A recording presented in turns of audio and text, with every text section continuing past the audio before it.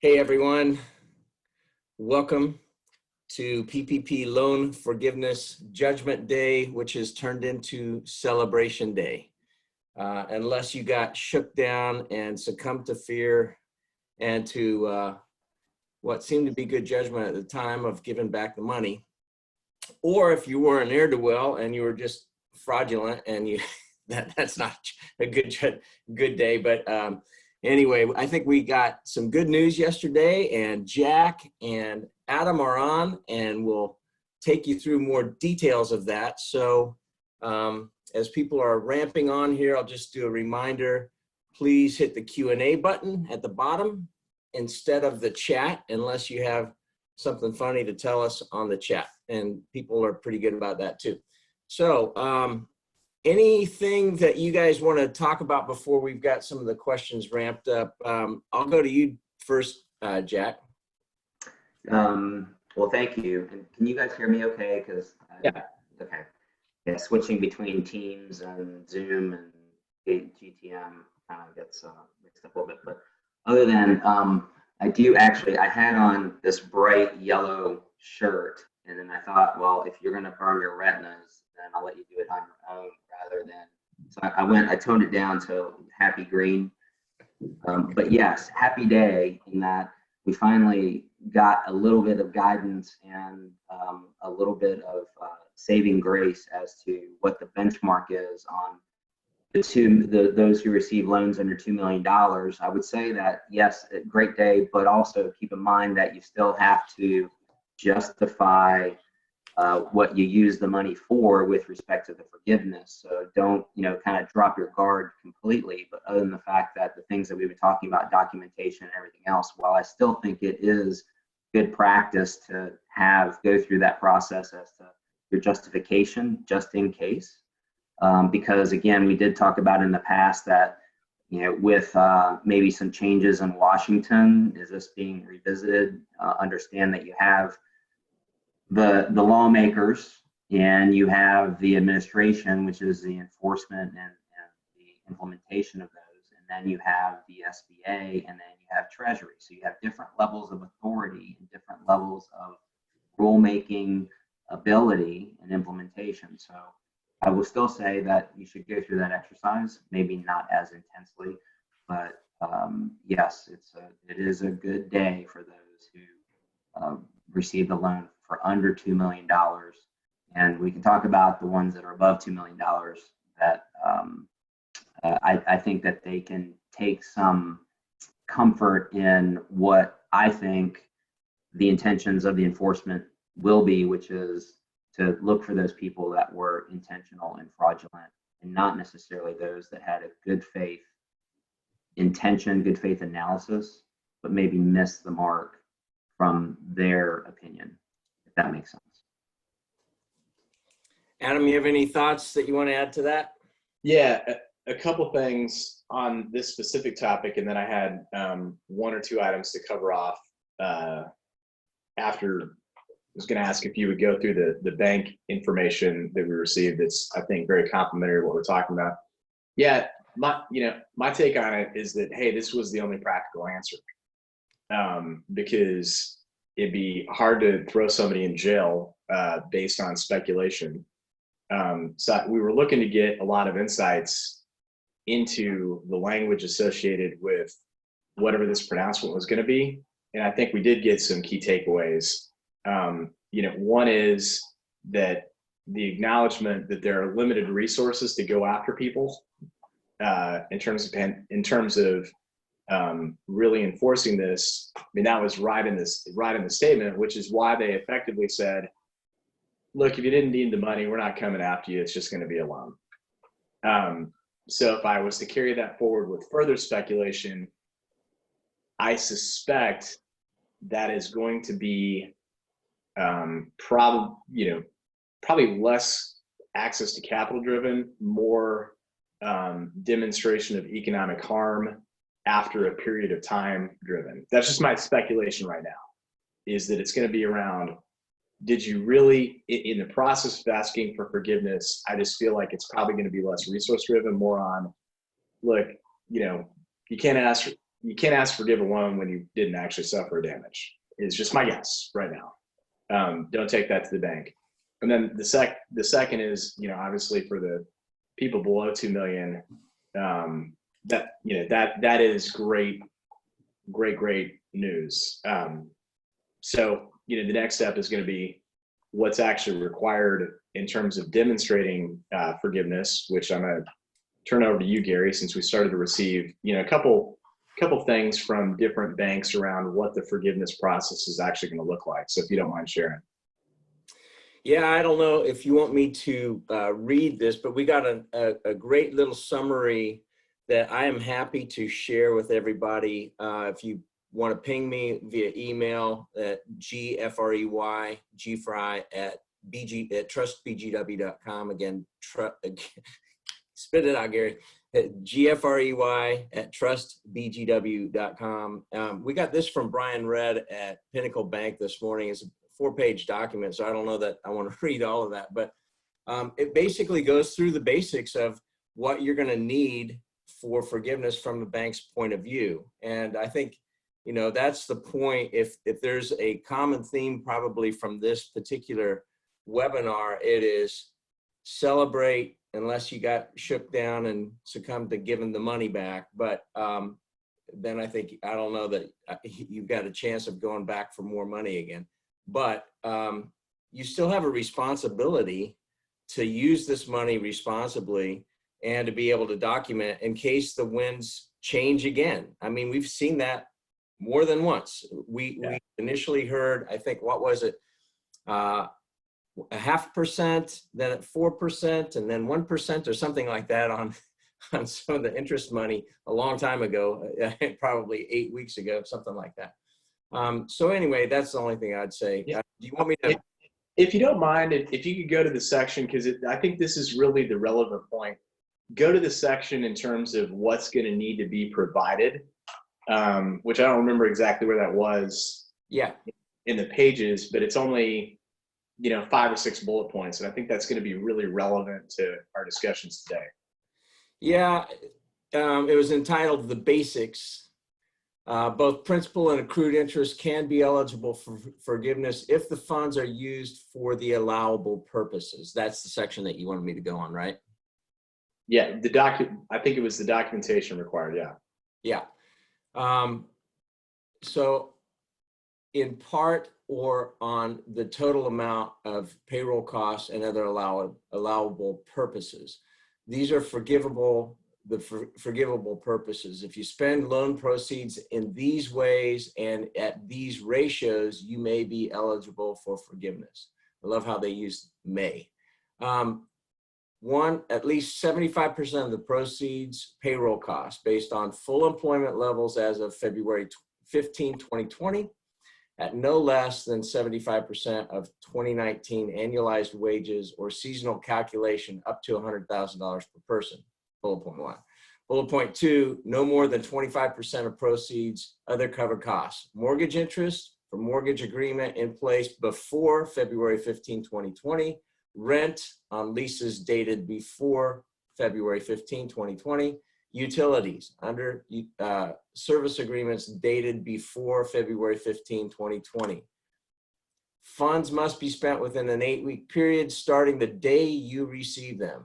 In other words, if you get the money on April 17, it can cover payroll and essential bills until June 12. You want me to go further? Yeah, I think I've got it up now. I think the stuff that, let me find it. Sorry, folks. Okay, one.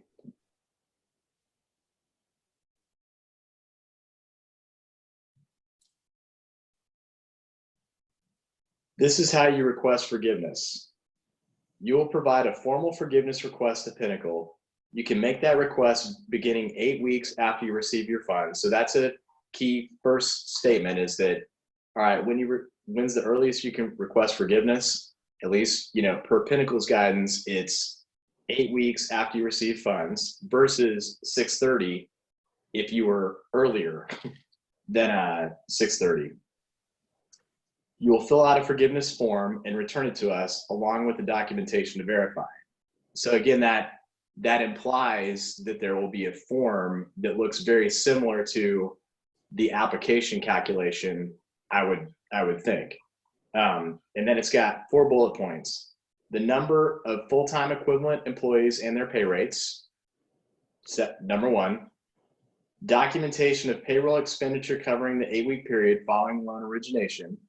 They probably meant loan funding, and origination was a misstatement there.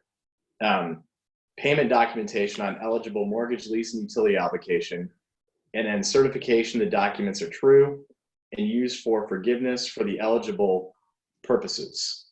So, and then it says, we will review your request and the supporting documents. Please understand that it's ultimately your responsibility and not ours to provide and attest to the documentation supporting your request for loan forgiveness. So what I read from that is that, okay, are they, am I going to need, am I going to need to see, detailed time records for every employee? Probably not. Just something that says, hey, here, here's the total hours for the period. There will work for part-time people divided by a number gets the full-time equivalents. Payroll expenditures covering the 8-week period following the loan origination, and then payment documentation on eligible mortgage, lease, and utility obligations. Okay, so again, where it's silent is, by the way, plus a day's calculation based on the rent payment that you made in April versus the rent payment that you made in June to get to the incurred and paid during the 8-week period. So I think this really is just looking to me like it really is going to be, make a best faith effort to show us what you spent the money on in the 8-week period without a whole lot of rigmarole related to, well, was that really for the 8-week period, or was that for before, or was that after? So, and at the end of the day, you're the one certifying that it's accurate and true, and bear the risk if it's not the bank. So I think my own feeling is that, yeah, you still need to take this pretty seriously, but again, so goes the application process, so goes the forgiveness application, is what I'm thinking based on reading this document. The document is actually very consistent with one that I'd seen from Requester last week. Yeah, one of the things that I thought was also good is just the simplicity of, all right, so if you had loans under 2 million, here's what this means, 3 bullet points. For loans over 2 million, 5 bullet points, here's what this means. And I think it is important because they say on the 5th bullet point on loans over 5 or 2 million, if this is not done, and I won't go through all the 4 things, the SBA may take additional action, including possible referral for criminal proceedings. Bottom line is use good common sense, be buttoned up, and you should be good, which is, I think, what we've been saying for 8 weeks. Cool. The other one that I wanted to touch on that I've dealt with a lot this last week, Gary, is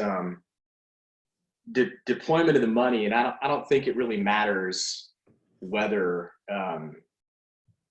you're open or not open. The concept is still the same, which is, to fully deploy the money, I need to pay people who aren't actually earning anything right now, or don't have the right to be earning anything right now in any normal period. So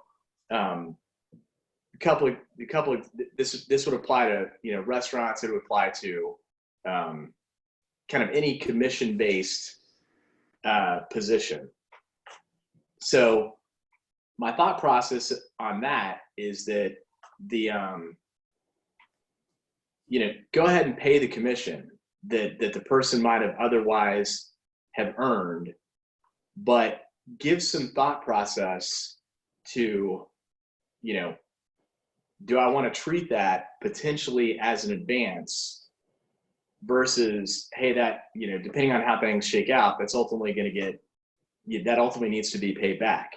My own feeling on that would be that if someone was on pace to earn $100,000 through commissions and due to circumstances beyond their control because of this period, because those sales are gone forever, you know, you can keep the money.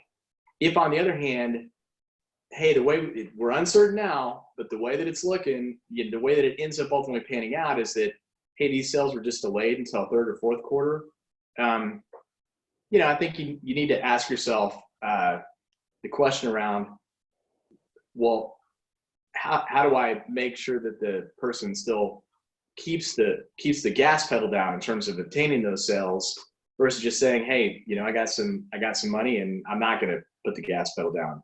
So I would start thinking through what kind of commission schedule do you want to put in place to use the money to pay commission-based employees, and then whether or not, you know, you want to treat that as an advance or that's just, hey, that's just yours, and if you go above it, then that's great, you know, that's your money. But I think you're just going to have to get over, like, to deploy the money, you know, you're going to have to get over the fact that you're going to need to pay people for things that they haven't earned. It's the only way that it's going to work if you have a delay in opening or your customers have a delay in opening. Cool. I've already gotten a bunch of emails from people requesting this document from Pinnacle.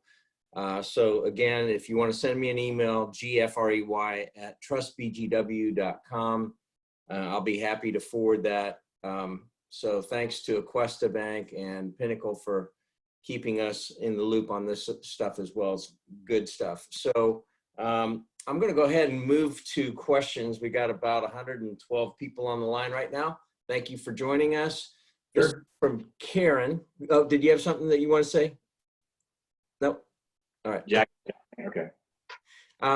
This is from Karen, and it has to do with cash basis accounting. So in your webinars, you've clearly stated that you believe forgiveness will be based on cash basis accounting principles. However, the loan amount was based on 2.5 months, and the usage period is 8 weeks, which amounts to 4 posted biweekly payrolls due when we actually receive the cash. This it leaves a shortfall in the 75% payroll forgiveness amount. Any thoughts on if we could justify changing a payroll date by 1 day? Yeah, I don't see that really being an issue. And remember, 2.5 times payroll was meant to say, you know, 8 weeks of payroll, and the half was meant to represent the 25% that you're spending on eligible other expenses like rent, mortgage interest, utilities, and things like that. So I do believe that there's going to be, you know, you do have some flexibility. I wouldn't change anything today, but you do have some flexibility to, you know, look, if by the fact of the calendar, you know, they're supposed to get paid on the 31st for this period and you back it into the 30th. I don't currently believe that's going to be that big of a deal. All right, next question is from Chuck, and it's a word problem here. Oh boy, that's Jack. Jack. So, pay attention. I was terrible at word problems my whole life, so. Thanks, Chuck. So here's the deal. ABC LLC has 100 employees in the U.S., South Carolina. It's owned 100% by ABC US Partnership, which has 250 total employees between US, Mexico, and Canada. ABC US Partnership is owned by ABC Inc. in Germany. ABC Germany has 1,000 employees. ABC Inc. Germany has 1,000 employees throughout Europe, North America, and the Middle East. ABC Inc., the German company, is owned by a private equity company. Okay, you guys got all that so far? Yeah. Probably you aren't going to pass the affiliation rules. I'll leave it to Jack, though. No, thank you so much. So, since ABC LLC is owned by a U.S. corporation that has less than 500 employees, wouldn't they be eligible to receive a PPP loan? Thanks for any guidance you can provide. Just trying to help this client through this process. Yeah, so are we still good on volume on the microphone? Yeah. Yeah, just stay close. Okay. I can't give you an answer directly, yes or no. And the reason being is that there are affiliation rules that are different from getting the loan, from these affiliation rules as to whether you hit those numbers, whether you're qualified or not, and also the interrelationships. I mean, you've told us the ownership structure that, you know, it looks like there's kind of 4 tiers, starting with private equity to Germany to US to operating company. And so, you know, without knowing more, but numerically, the way that the numbers have been stacked up, I agree with Adam's comment that it seems like you're over the number based on just what you shared with us. But that would require a little bit of a deeper analysis into the actual ownership and structure and tax structure, both ownership structure and tax structure. Yeah, and I think, you know, the earlier guidance, I think the real linchpin would be, you know, the ability to exercise control at any one of those levels.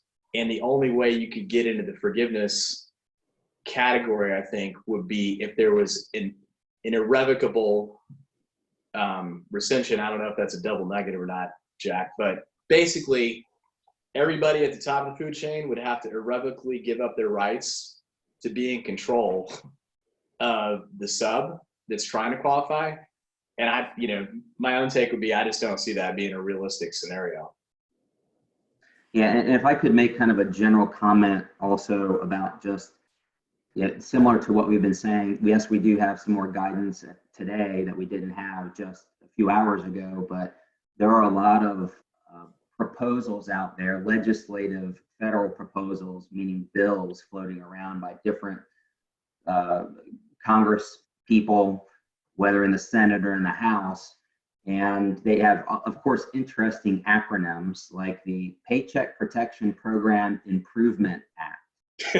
So and you go through the list. I have a couple of these up on my other screen, and it's, you know, talking about extension of the June 30th deadline, extension of the 8-week period, and all these other things that will attempt to marry the reality of receipt of funds, use of funds, not coming back to work as soon as we all thought, not needing to come back to work because there's no work there for you. So all of these things, and it's, you know, several, and they're similar somewhat in purpose, but it is, if you go through them, it's, okay, these are little tweaks to, again, marry our reality to the actual programs and what they were intended for. So as we even sit here today and talk about things, we're talking about how things are under the current rules, which I think, again, will be subject to change in the near and further future as we get closer to those deadline dates that are currently in the rules. All right, I'm going to open up and go into more questions if you guys are good with that. So this is from an anonymous attendee. Hi, I've got a PPP loan for the last 2 weeks. Haven't used it yet. If I decide to use it, can I pay, do a back pay for my staff as part of the PPP, or do it as a bonus or severance as long as I do it before the 8 weeks? Is that legitimate? Yeah, it doesn't matter how you get to the answer, as long as it's within the threshold of the $100,000 annualized. Okay, this is just a comment. Jack, your audio goes in and out a little bit, so just stay close. Okay. And people have asked for me to repeat that site. I put it in the chat so that you've got my email address, and I've got a lot of emails to do after this. Sorry, I know what I'll be doing today in between meetings. All right, this is for Michael. I'm a sole practitioner and I received a PPP loan based on my 2019 Schedule C. I'm transferring the proceeds to my general personal account in 2 monthly installments to support my living expenses. Is there anything I need to do or document to receive forgiveness? You know, we don't, on that one, that's a hard one to even speculate on exactly what's going to be needed for the sole proprietorship forgiveness piece, I mean, the best you can do is the check, but the checks that you transfer to yourself right now, yet the whole thing was predicated on a completed Schedule C with, even if it's pro forma, showing the underlying 1099s that you received, you know, coming in. So I think the only risk you run in that is that, hey, prove that that's actually what you made, is what you paid yourself. But, you know, independent of that, I cannot think of anything else that you could provide, since that's the form of how you've been paid. We're kind of in the same boat, that only way we can prove what we paid for our forgiveness, since we're a partnership, is the checks that were written to the partners. There's nothing else that's available to prove. And I would say in that question is a very, I shouldn't say dangerous word, but one that requires a little bit of refinement. When you say living expenses, what does that mean? I think even within the sole proprietorship world, there are permitted expenses. I think that is going to be a little bit broader as far as what is brought into that, because it being a sole proprietorship. But you know, when you start saying living expenses, you know, I presume that you mean within the realm of what is permitted expense for forgiveness. Okay, this next question is from our friend David, who is running a cool construction company. And I'll take it because I've got the answer right here from the Pinnacle document. That way I can look smart. How long how long should we anticipate the forgiveness approval process to take by the banks? And according to Pinnacle Bank, it says the law says you'll be provided an answer within 60 days, but we don't expect it to take that long. Woo! So, woo! And that will be sent to you, David, because I saw that you had requested that. So cool. Next one is from Sharon. Regarding PPP forgiveness and payroll amounts, when the auditors look at wages on a per person level, do the wages have to be at least equal to the wages for the comparative time period, or can the person's wages be as low as 75% of the wages in the comparative period? I think the way it reads, first off, throughout the word auditors, because this is going to be someone in the bank, which could be your loan officer, it could be an underwriting department. It's not an auditor. And it, you know, the law reads it's supposed to be at least 75% if it's the same employee. So restored by June 30th, meaning like if they were at 50% the entire time, but then last second they're back up to 75%, assuming you still deployed all the money, that would qualify too. Great. Next question is from Robert. Are we still going on the cash basis payments concept as to what falls within the 8 weeks? I would still operate under that assumption, with the concept of don't get super egregious by trying to prepay a whole bunch of stuff that you otherwise would not have normally prepaid. Cool. And that goes on both ends. So putting stuff that's outside the front end of the period and throwing it into the bucket of the qualifying period. All right, next question is from an anonymous attendee saying, interesting comments on commission-based employees earlier. What's your view on commission-based employees that should receive a draw as in advance on earned commission? Should we calculate actual commissions earned during the 8-week period, or just count the draw as payroll costs for purposes of forgiveness? Well, either way, it's going through payroll. So you're just, you know, the guidance that I gave to our clients is, you know, look, if this was a person that was on pace to make $100 grand a year normally, then, but now your sales are 25% of what they normally would have been. So play that out, their commission's 25% of what it normally would be. You know, you're just restoring them back up to the full commission they would have normally have received during this period had there been sales. So then the only question you're going to have to ask yourself is, do you want to treat that as a draw in lieu of commission that you ultimately want to apply future commissions against, or hey, that's just your money? I mean, I think that's going to be a personal decision on how you want to play it as the business owner. Because either way in that scenario, somebody's getting enriched. Ultimately, if your sales end up being the same at the end of the year, because you've already asked for forgiveness, it's been forgiven. You know, I mean, I guess somebody could then say, hey, I know it's already forgiven, but feel really bad. I just want to give the money back anyway. I mean, I suppose you could do that, but if you didn't, then you're just debating, well, what should we do with this?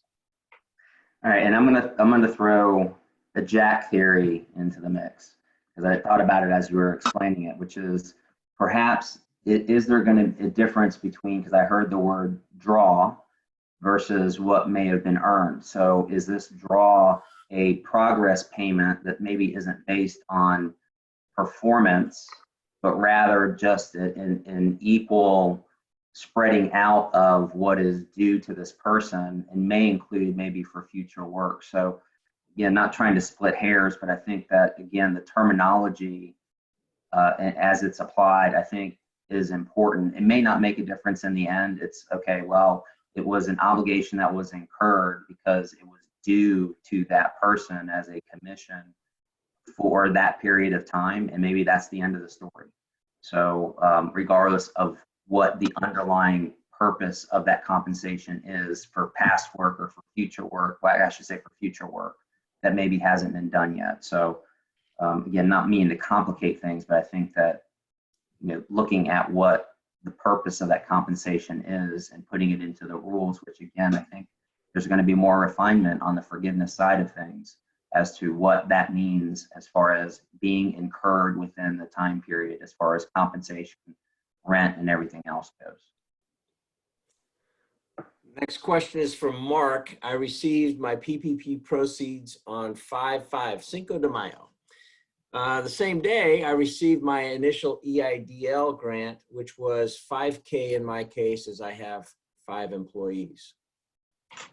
Have any anecdotal information about how long it might be before the SBA sends out the EIDL application paperwork?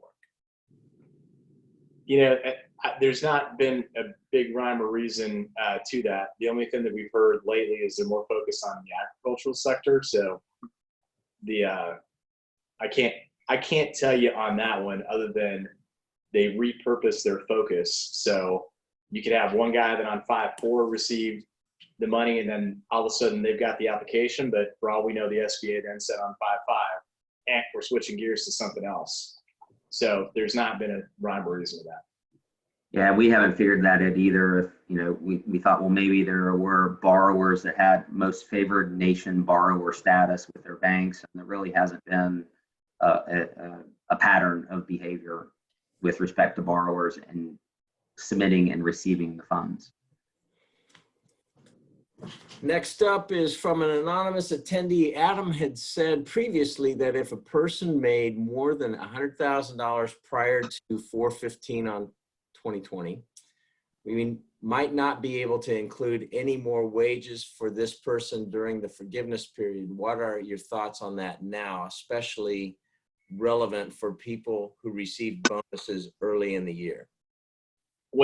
So I don't know if well, I would say I would say I would plan on not being able to include that, because the only way that you can really make the case is that, you know, hey, that bonus that was paid was something that was actually earned in 2019, but paid in 2020. The problem is that wasn't the underlying basis for your application in the first place. So your application in the first place, if you still have the same bonus structure, was based on the 2018 earned bonus that was paid in 2019. So that's going to be a tough one. I don't see that dog hunting.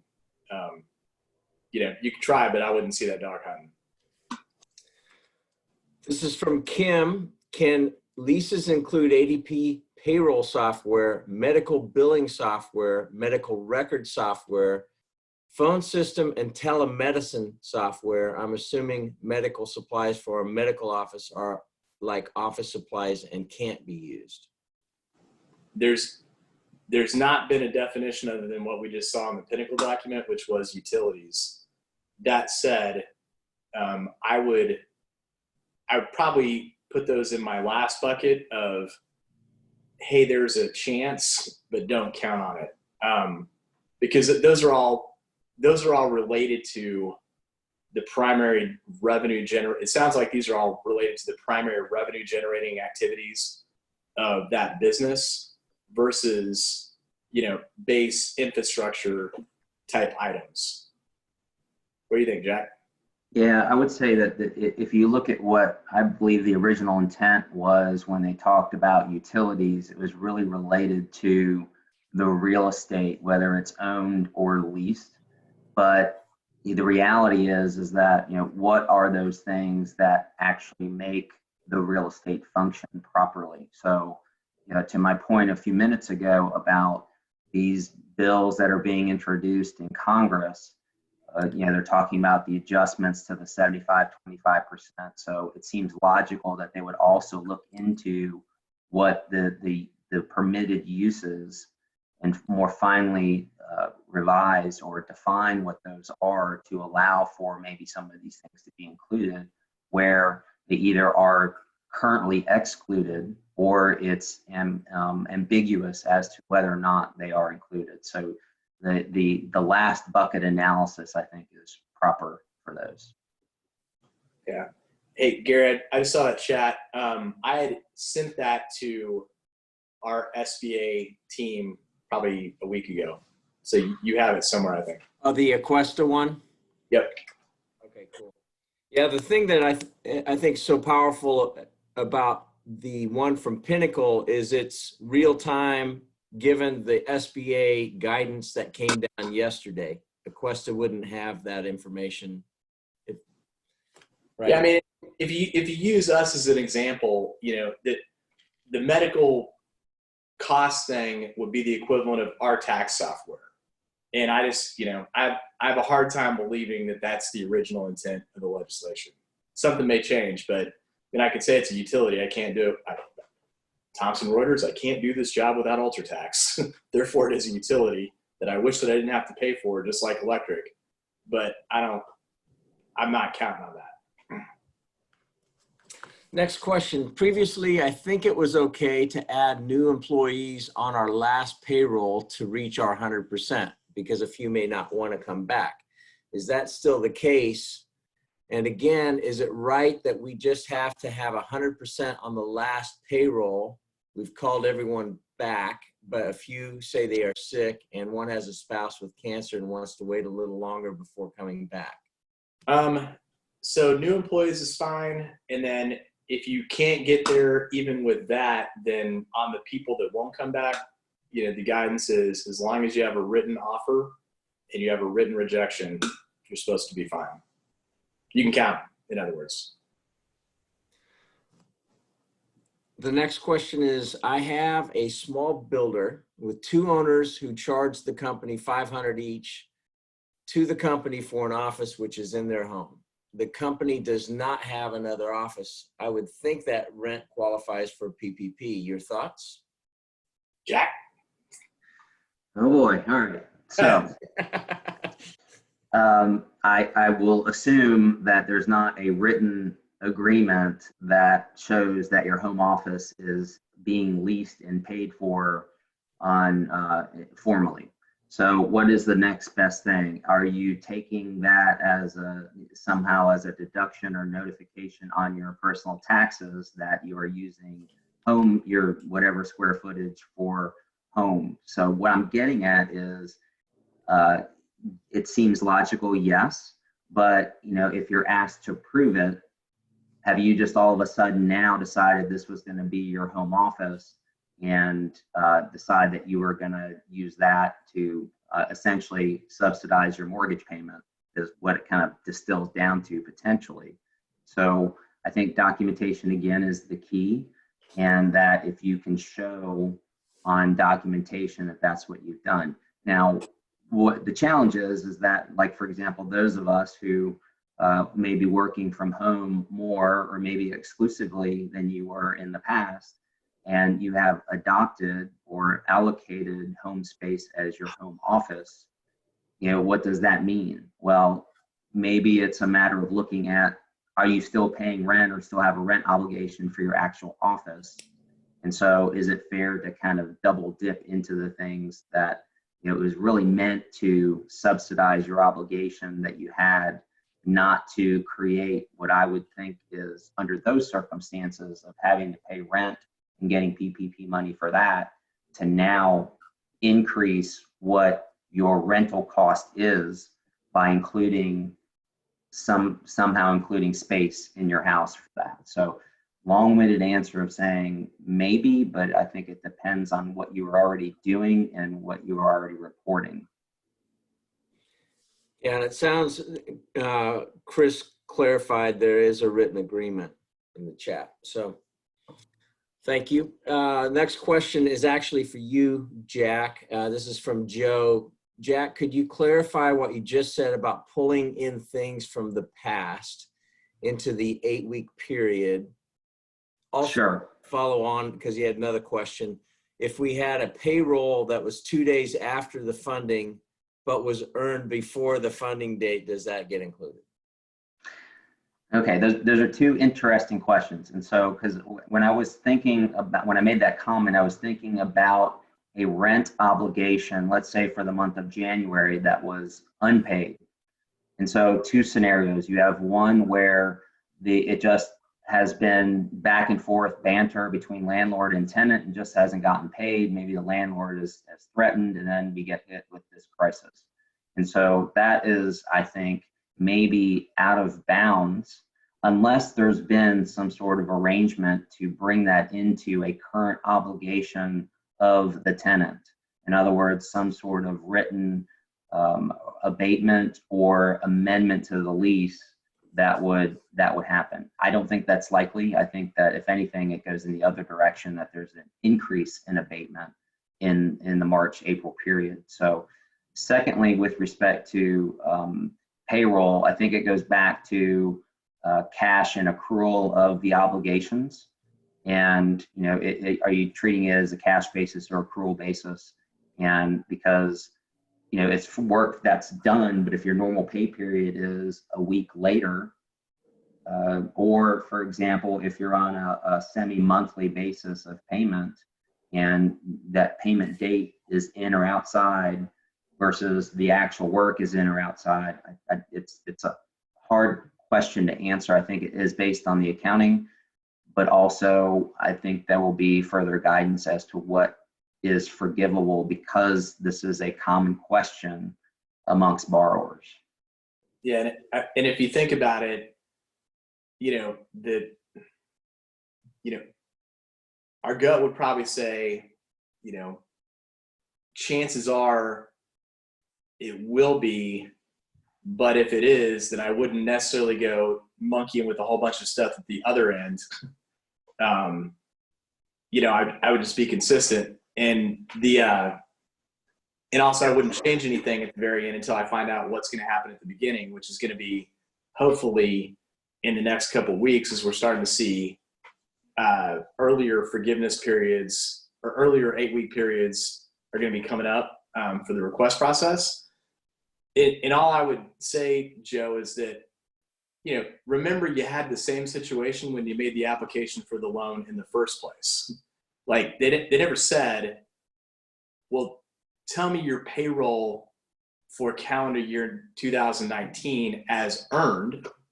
They said, what'd you pay people in 2019 and show me on your 941s, which would have included monies earned in 2018 in this specific circumstance. All right, next question is from Twanette. If you were unable to pay a mortgage amount in April, then receive funds in May, are you allowed to use the loan to pay for the mortgage for April and May? June will also be paid within the loan period as well. Is it considered payback if you couldn't afford to pay the bill? We don't really know yet. I mean, I kind of, Jack, I think hit it. I put the stuff that you're getting caught up in the middle bucket of maybe, but maybe not, because, you know, in that case, someone could look at that and say, there's 3 rent obligations for an 8-week time, or 3 rent payments of equal amounts for an 8-week time period. So I would put it in the possible, but that's one where we could also expect to see guidance that, no. You think that's consistent with the answer that you gave earlier, Jack? It is, and I'm looking at, there's a senator from Indiana, and his name for the adjustment of the PPP is called the Restart Program, and I'm sure that the term restart has an acronym within the acronym, right? So, and his proposal is, yes, extending the time period, because again, remember, there was a presumption, again, Jack theory, that there was a presumption that this money was going to get to business owners sooner than it did. And so based on those presumptions, that's how this timetable was built out as far as what you can use at what time frame, when you have to bring back employees and things like that.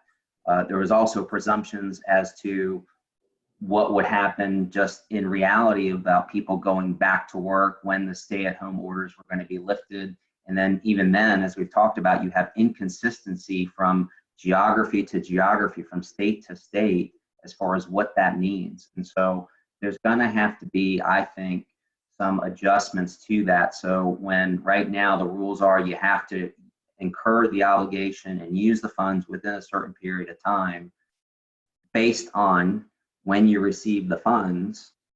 So you have money issues prior to your receipt of the funds, which is part of this crisis period, and then you're supposed to use it in a condensed period of time. It just seems incongruent, and I really do think that there has to be adjustments made to all of the timing and the use of proceeds.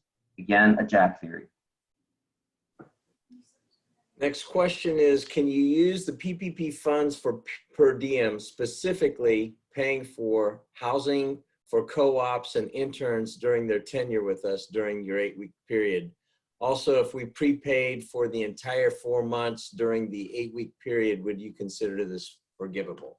Two-part question on that one. So first off, with the allowance, you could maybe make a case on the rent piece, but unless it's considered taxable income, which it probably would not be in this case, to the recipient, I don't think that's going to be allowable under the payroll specific piece, because that's not a wage.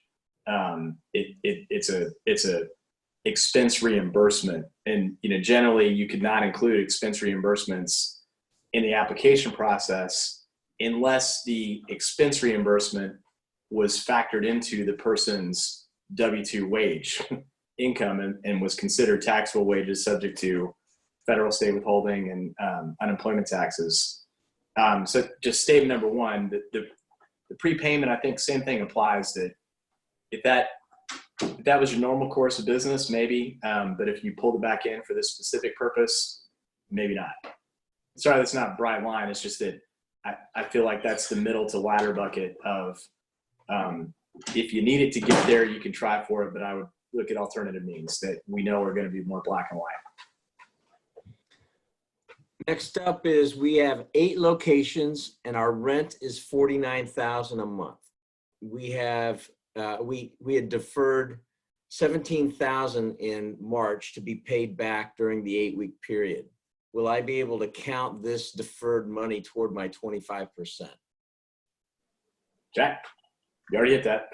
Yeah, and kind of goes back to what we talked about a few minutes ago, which was, what is the nature of this deferral? Was it in writing? Did it create an obligation to incurred during that period of time? So for example, was your arrangement that in this amendment to your lease, did it say that upon receipt of the funds, this deferred amount is immediately due and payable? So, I think that the words matter and what actually happened matters. Now, if you didn't do this, again, I'm not a fan of backdating.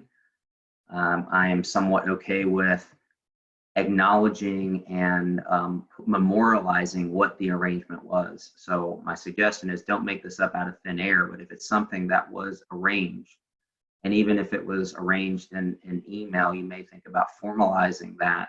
So again, we've talked about over and over again, documentation, documentation, documentation. So, at the end of the day, whether or not you submit the documentation, you should have it in the background so that if you are asked, that you're able to show that this was legit. Next up is a client's PPP app showed 3 employees based on last year's headcount, but only had 2 at the time of application. Would they need to hire a third FTE to remain compliant and ensure for forgiveness?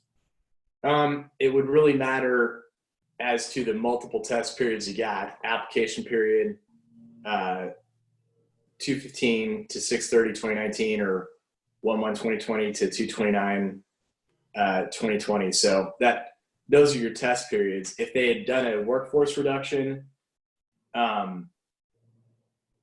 as a part of the pandemic and made the application, then that would imply that, look, man, if you had 3 people before this thing happened, you need to have 3 people on the way out the door.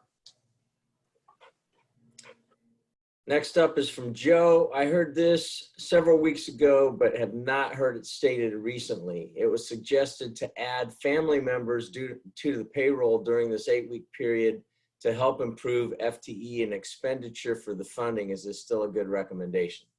That's the middle bucket, meaning like it's not allowed. And at the same time, I could see a scenario where, the way the Treasury guidance comes out is interesting, because it's usually, for example. So I could see the Treasury at some point saying, the people need to be people who are actually providing a function that is ordinary and necessary to the business. For example, this person qualifies, but your kid does not. So my only point in saying that is, within the 4 corners of the law, yeah, you could do that. Do I anticipate that maybe there's going to be something that comes out that says, hey, the people actually need to be ordinary and necessary, thus, whoever you hire would actually need to be, a position that needed to be filled that they're doing. I could see that. What do you think, Jack? Yeah, and I'm going to say, I'm going to interpret what you actually meant that time ago when you actually said this. I don't know if I was on the program at that point or not, but in kind of reiterating what you just said, which is, I think that the comment was made in a sense that if you need bodies to do work and the people that were doing the work previously are not available and the work needs to be done, then bring them on board. And if they're family members, then so be it. And that, that's okay, because they're ready, willing, and able bodies to do the work. You get into the gray area, and I think the problem area, when you start gaming the system by saying, well, I'm just gonna employ this person, and then the result of that is that there's a benefit to the business, and then a benefit to your own family by paying someone that wasn't on the payroll beforehand, probably, maybe will not be on the payroll moving forward, but you're using them to receive funds. So it goes back to, do you have a proper purpose in receiving and utilizing those funds? So I would just be careful in this area as to, when we talk about family members, what is the purpose? What are they doing? But there's another aspect of it is that a family member, okay, it's just another body to do a job that you weren't able to have someone else do, or even bring back the original person that was doing it already. Here's an interesting nuance to that question, and this is from Danielle. But if the business is closed, no one is providing necessary functions anyway. I guess I just would disagree with the premise that even if a business is closed, there's no necessary function. I mean, there's marketing, there's accounting, there's sales, there's administrative process work that you could be working on. That, the guidance that we had for a lot of our clients said, hey, the people can't do work because we're not open. you know, my point in that is, are you telling me that you don't have a backlog of crap that you've been meaning to fix for years now that you now finally have the opportunity to fix? So I just would challenge, I would challenge that statement that just because somebody's closed, there's nothing to do. Great point. Next question. If we receive the 10K, and this must be EIDL, before we received our PPP, how is this calculated into loan forgiveness? I mean, technically it was supposed to be applied to the loan or added to the loan amount, but that probably didn't happen. So I think we're stuck with our original guidance. Nobody knows what's going to happen with the EIDL grant relative to the PPP forgiveness, because it just feels like that would blow a bank's mind to have to forgive something that they didn't originate. So maybe something's going to come out, but I think my own feeling is that nobody's going to ask a whole lot of questions about those grants. This is from Brian. How does overtime impact the wages for when someone is being paid at the max of $83.33 per month? If paid overtime, then the person's wages would be greater than $83.33. Would that be excluded from forgiveness? I'm going to answer and then have Jack hop in. I think where this is going to be a challenge is supporting that the person otherwise would land at an annualized $100,000 number. I think that's a challenge. I mean, kind of in a rock and a hard place, because you have a legal obligation. In this case, you know, the position may have a legal obligation to pay overtime. So you'd have to figure out a way to support that person is not going to make $100,000 annualized. Could be last year, it could be the underlying time records to specify that, you know, overtime pay versus regular pay, and overtime isn't, you know, ordinary. What do you think, Jack? Yeah, I think it goes back to thinking about what the original purpose of this was for, which was to put money in people's pockets, and the presumption that, or the thought that, or perspective that someone who makes over or at 100 or over maybe doesn't need as much help as others. So we're going to put a cap on, when I say we, the government puts a cap on that and says, okay, and recall that we're talking about the forgiveness aspect of it. You know, well, yes, the body count, but in this question, it seems like, you know, we're talking about the forgiveness aspect of it. And so, you know, the government has agreed to subsidize a portion and a maximum amount. So yes, you still likely potentially have the obligation as an employer to pay those, but we're talking about two different things: the obligation versus getting subsidized for that obligation. This is an interesting question. So it says, have you heard of EIDL grants being paid out without any application having been made? We received a deposit of $5,000, $1,000 per employee after receiving a PPP loan, but we never applied for an EIDL loan. That's first. You may have someone else's money in your bank account. Who knows? Yeah, I mean, I guess somebody could have well, if you have over 5 employees but you only got 5, I could see the case. Otherwise, the only way I can know that happened is somebody submitted an application on your behalf, is because they had to have your routing and account number to deposit it. So, which brings up a good point, though. I mean, you know, is that a red flag for fraudulent behavior, meaning identity theft? So yeah, you may want to look into that and see that, you know, maybe they were able to apply, but the change of address didn't go through and you guys got the money. Again, unlikely, is probably accidental, but something to look into just in case. All right, time check is 1 till noon. So we're going to continue going forward. If somebody has to bow out and drop off this webinar, we will post it later on today on the BGW CPA YouTube channel.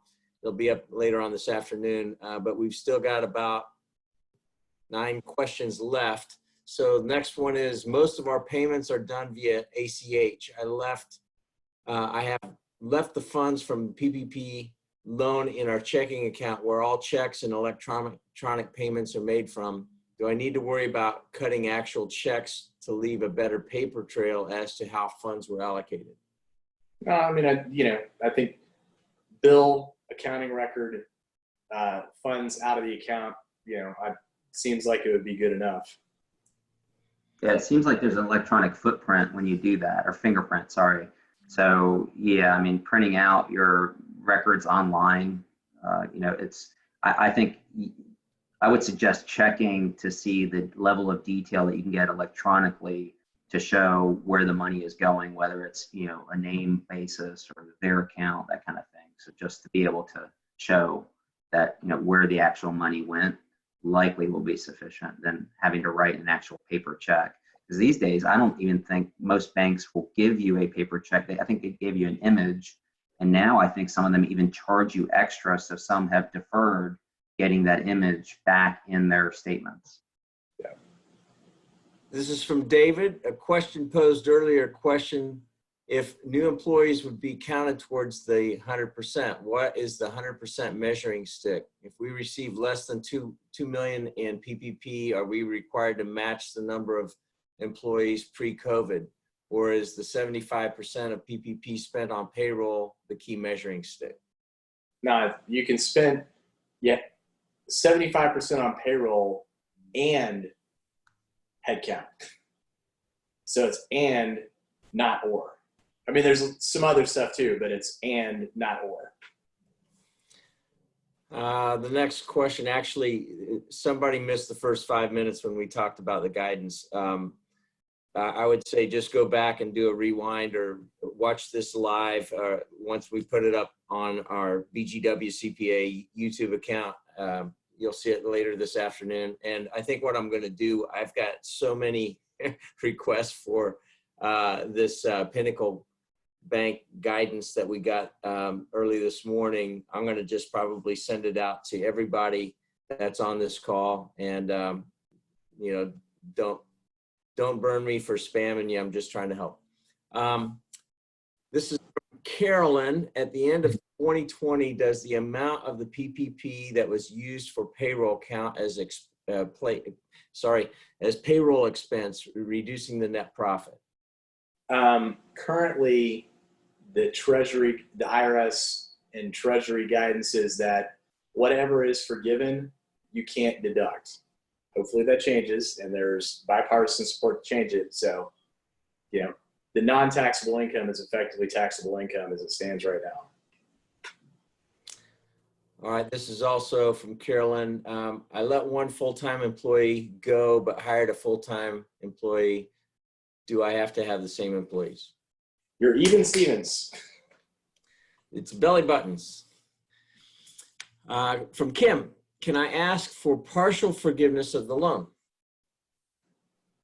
That's an interesting one that we're starting to work through now. And Jack, I'd be curious to get your take on this, because the way the language reads is that if you got, say, $1 million, but you were only able to deploy $600,000, like that's just it. Like, just for what you couldn't get the employee, whatever it took, you couldn't get the employees back, you couldn't, resume op, whatever it is, you just couldn't deploy the money, and you didn't get the headcount right, then there appears to be a double penalty by reducing the forgiveness pro rata.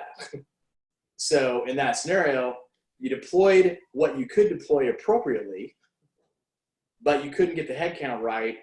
The way it reads now is you would have a corresponding reduction in what you did deploy, which doesn't seem like the original intent, but that's the way it reads now. So we're hoping that changes. And I think if I was faced with that situation, I would be scrambling to get my documentation ready to go on, hey, I tried to bring people back, but they wouldn't come back. So because right now it would read as a double penalty. Yeah, I would say what he said. Ditto. Yeah.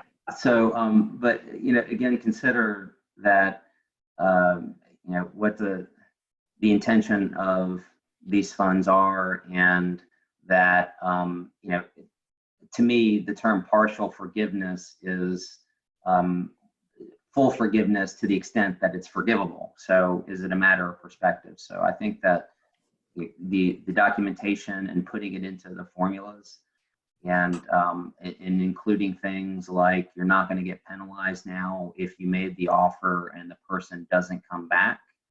And again, that may have consequences to that actual employee with respect to eligibility for unemployment, which we talked about a little bit. But so yeah, keep those things in mind. Next question is, we've had 2 employees quit due to public transportation not being available in California.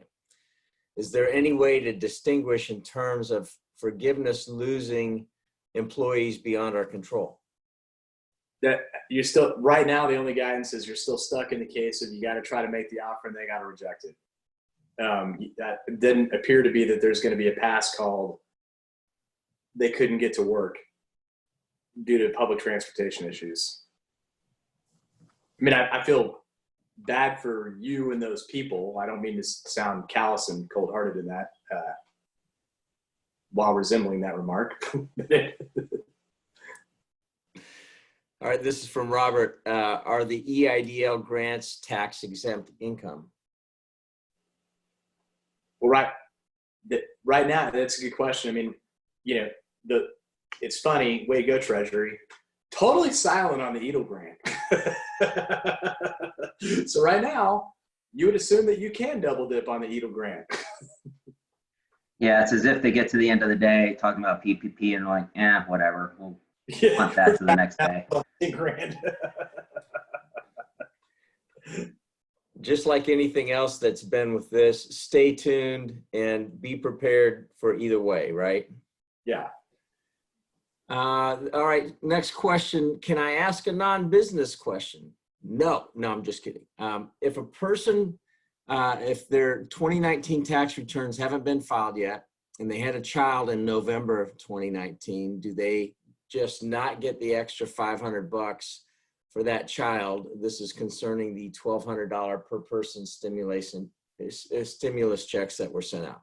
I don't know the answer to that question. All I can tell you is that I had heard something about there was a date that you needed to go onto the IRS website to inform them of your current situation if you hadn't filed yet in terms of dependent accounts, but I don't know enough about that. All I do know is that date is now gone. So what I think happens, though, if I'm not mistaken, is that you'll still get the credit. You'll just have to wait a year to get the credit versus getting it right now. That's what I think. I don't know that, but that's what I think would happen. It looks like we're down to the last question, unless somebody wants to squeak another one in here, which will probably happen. Oh yeah, it just happened. I've seen the max calculation to pay any employee during the 8-week period as $15,385. So 100,000 divided by 8, or times 8 divided by 52. Or 1666, 100,000 times 2 divided by 12, which is correct? Neither in both, because nobody's definitively said at this point. But I'd be counting on. The guidance I've been giving is the 8-week or a day's calculation. It's like we used earlier on a monthly calculation, but technically a month is 8.2 weeks. So, but we used it just to make it easy. So I probably would be counting on the 15.5 to 15.3 number at this point, which, whether you do days or whether you do weeks is how you get to the answer. What do you think, Jack? Yeah, I think that, again, Jack theory, but we talk more of just in payroll. I think generally in payroll terms, in terms of weeks salary, whether it's 1 week, 2 weeks, I think that we use months just to kind of simplify the calculation sometimes. But my guess is that focus on the week time frame versus the monthly time frame. A couple more questions here. We have an employee that's furloughed to take care of an elderly family member. If we extend the offer to have him come back and he refuses, does this still count towards our employee count if we extend his furlough period? He's still technically employed with us, but is currently on unemployment due to a reduction in hours? That's a really good question, because in that scenario, I think I would have considered that person employed. And a supporting fact would be, especially if you're still covering the person's health insurance. There hadn't been any guidance on that, but if they're furloughed in the sense that you would still count them as on your roster, and they submitted their unemployment claim as, hey, I have to take care of a family member, I think you might have a pass on that one.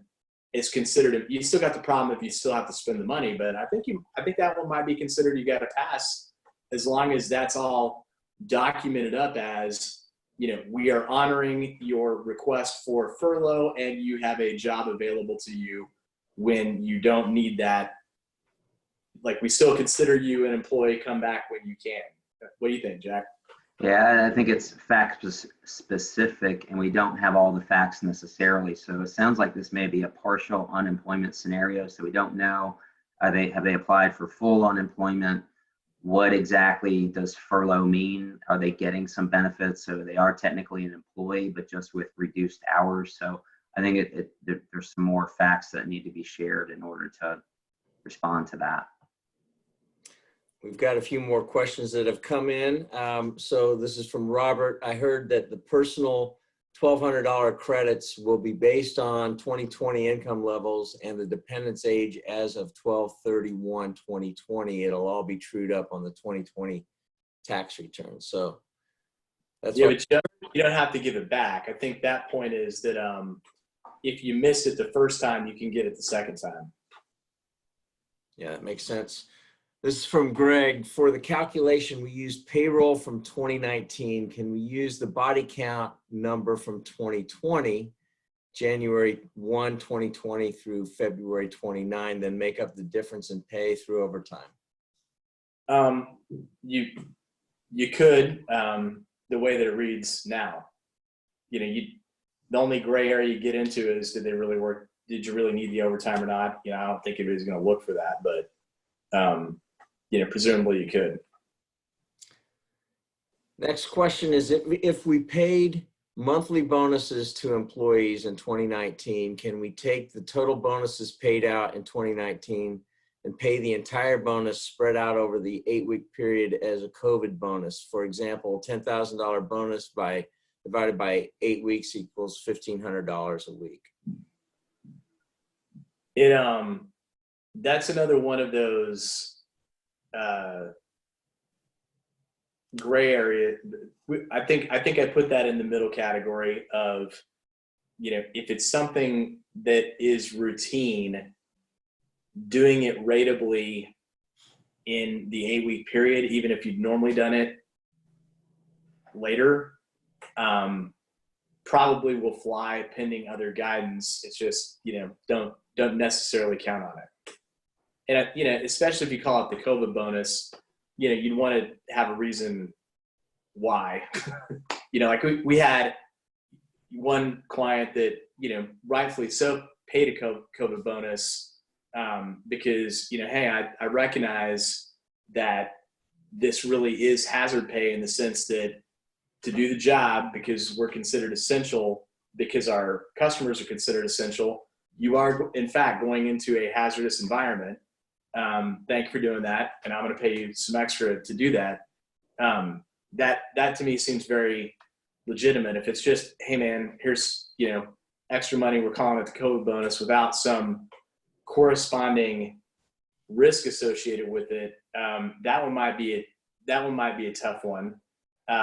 So I might otherwise recharacterize that as, hey, you normally your compensation, like in the case where a bonus truly is, not a bonus, but it's really, Clark Griswold, an expectation that's part of salary that people are counting on, and you just always did it at the end of the year, doing 850 seconds of that to keep people whole, that seems like that could pass the smell test.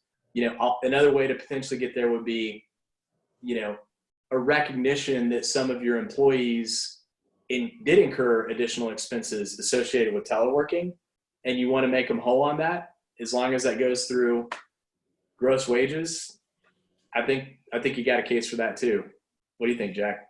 Yeah, and you gotta love it when you reference one of my favorite all-time movies of Christmas Vacation, because that is kind of the appropriate analysis, I think. And one aspect in that is it something that really you call it a bonus, but it's really kind of an expectation of core salary.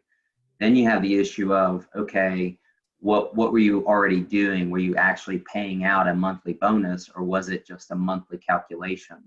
And then you have the issue as to, is it, and this is related to the first point, which is it earned in a sense that, is it a performance bonus and you're only, half of a year, less than a half of a year into the performance period for that bonus? So is it a pro rata share of the entire amount that you anticipate is the annual bonus, divided by 12, or is it something different that is pro rata based on the performance, the actual performance for the period of time that you're looking at, whether it's the 8-week period or the first several months of the year, et cetera. So there's a lot of variables, I think, that go into whether or not it's properly payable. I think you still have the problem, though, that if it's outside of the period, so it was a monthly payment regardless of how you calculate it, but now you're accelerating that payment so that you can use that money.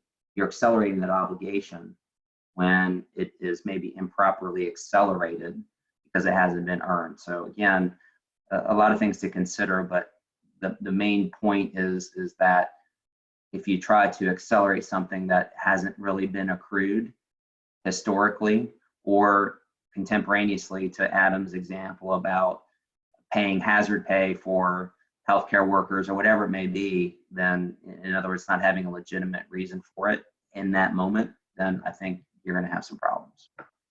Yeah, and to that point, I mean, what I'm thinking about, and as we're answering the question, is that what Jack and I are really talking about really comes down to that good faith certification piece that was part of the Pinnacle guidance, because it is highly unlikely the bank is going to ask for the specifics of your bonus program. So this really comes down to, how am I going to get at the good faith certification piece if for whatever reason this ever does come back at some level? Next question is from Jennifer. Is there any documentation surrounding whether or not you can use PPP funds and FMLA credits, expanded COVID version, simultaneously? No, you can't use them simultaneously. All right, this is from Twinette.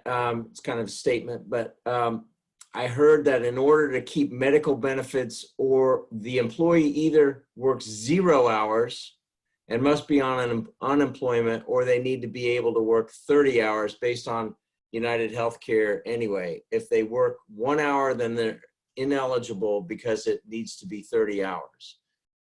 I don't know the answer to that question, but that would seem contrary to everything that all of this hey, let's make sure people have healthcare coverage stands for. Have you heard anything, Jack? I have not, but that what you just said makes sense.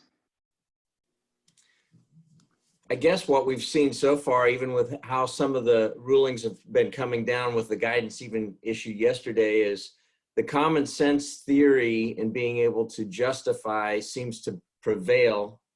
So hopefully that'll be the case in this as well.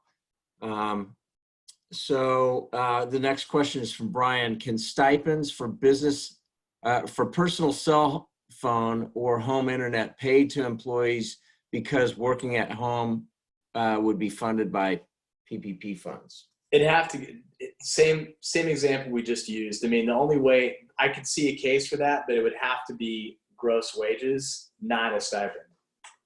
In other words, Gary, you know, we're raising your salary by $1,000 during this period to cover the crap that we know that you're paying for to help us stay in business, but it's going through your W-2. Check, probably got a case for that.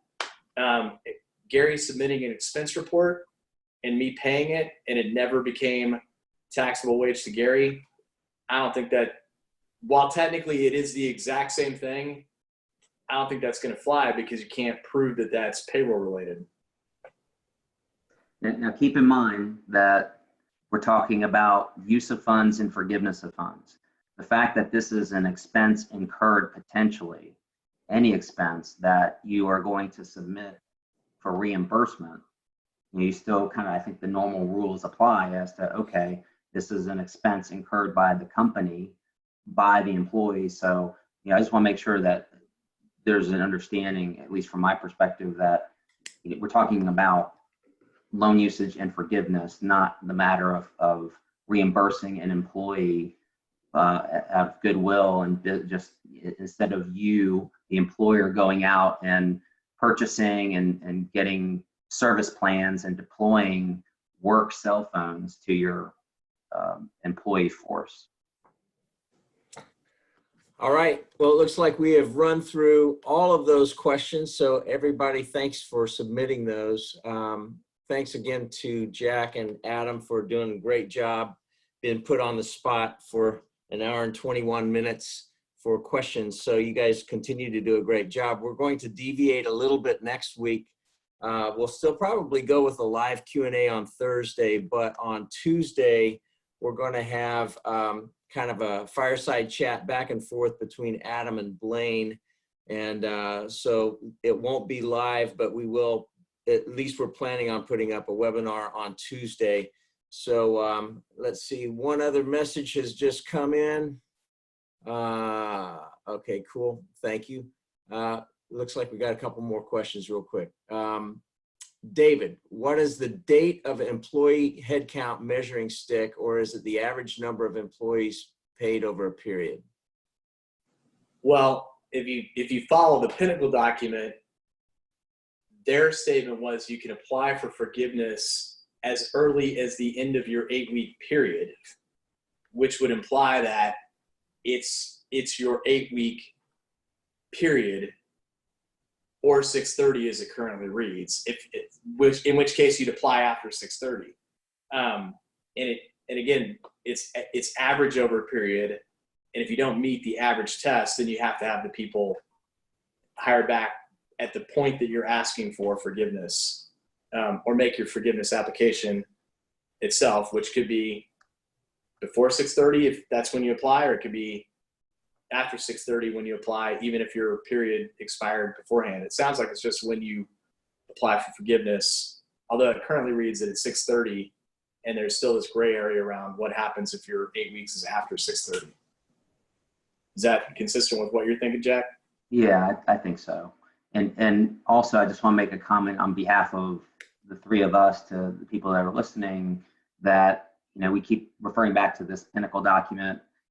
You know, that's just one bank that has said this is what we're going to do and what our thoughts are. So, you know, be mindful that your bank may have different requirements or thought processes. You would think that it'd be similar, but, you know, don't, even though after Gary distributes this document, that this isn't the be all end all and, you know, the way it's going to be necessarily. This is one bank's interpretation of that. So I just want to make that clear.